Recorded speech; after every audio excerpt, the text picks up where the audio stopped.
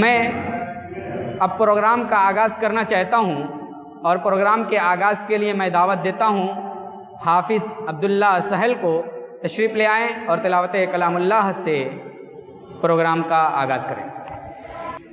اعوذ باللہ من الشیطان الرجیم، بسم اللہ الرحمن الرحیم۔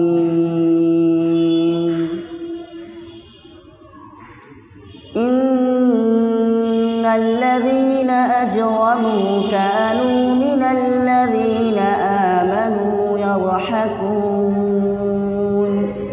وإذا مروا بهم يتغامزون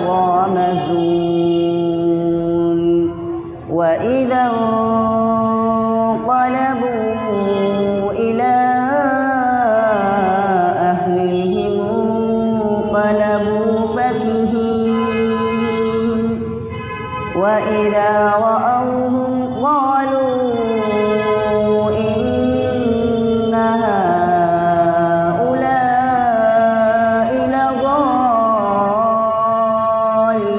لضالون وما أرسلوا عليهم حافظين فاليوم الذين آمنوا